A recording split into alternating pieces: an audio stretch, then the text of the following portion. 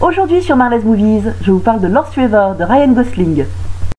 Ryan Gosling, ce n'est pas seulement un acteur au physique de James Bond, c'est aussi un réalisateur de talent.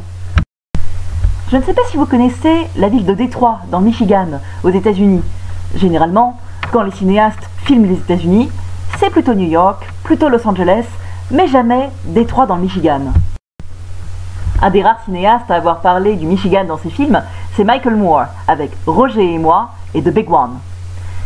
Ce qui se passe chez Michael Moore, c'est que la ville de Flint, une des plus pauvres du pays, est aussi sa ville natale. Du coup, il essaye de rencontrer de grands patrons.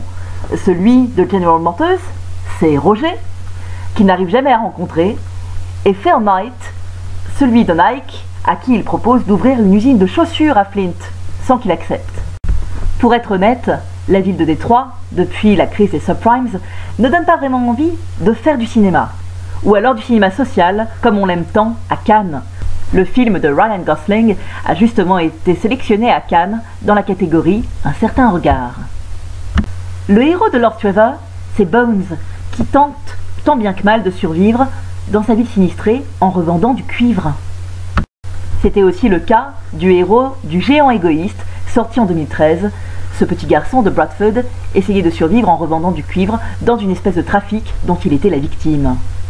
En 2010, dans Winter's Bone, c'était Jennifer Lawrence qui traversait le Missouri à la recherche de son père, justement pour sauver sa maison. Le film de Ryan Gosling n'est pas vraiment un film social, c'est plutôt une allégorie poétique. Mais il parle aussi politique. Il se moque notamment du slogan de George Bush créé en 2001, « No child left behind », aucun enfant laissé sur le bord de la route. Sauf qu'il affiche ce slogan dans une école désertée, ce qui crée une ironie terrible. Lost River est un vrai casse-tête. On y trouve à la fois du David Lynch, du Cronenberg, du De Palma, et même un peu de Suspiria de Dario Argento.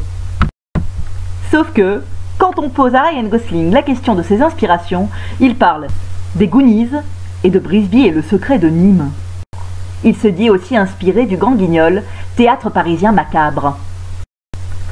Vous vous êtes peut-être demandé ce qu'était cette drôle de porte à l'entrée du café où Christina Hendricks vient travailler le soir. Cette porte vient du Café de l'Enfer, un café parisien du 19e siècle qui a vraiment existé. Ryan Gosling a carrément repris la vraie porte du Café de Montmartre. Enfin, je dis Montmartre, il s'agit plutôt du Café de Pigalle. Rien d'étonnant quand on sait ce que l'on vient voir dans cet étrange café où vous retrouverez avec plaisir la belle Eva Mendes en meneuse de revue. La divine Christina Hendricks ira un peu plus loin que le spectacle et deviendra une femme-objet dans un caisson. Elle sera alors à la merci des hommes venus assouvir leurs fantasmes. Ces sombres fantasmes, on les retrouvait déjà dans Strange Days, où un assassin torturait des femmes et enregistrait tout sur vidéo.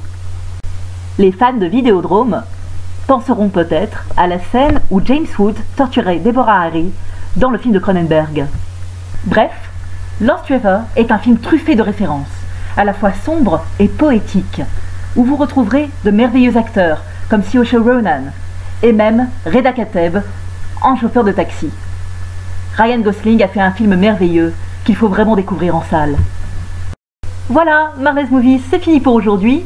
Je vais vous retrouver avec plaisir sur mon site internet marleysmovies.fr pour y voir plus clair dans les salles obscures. Au revoir et bonne séance!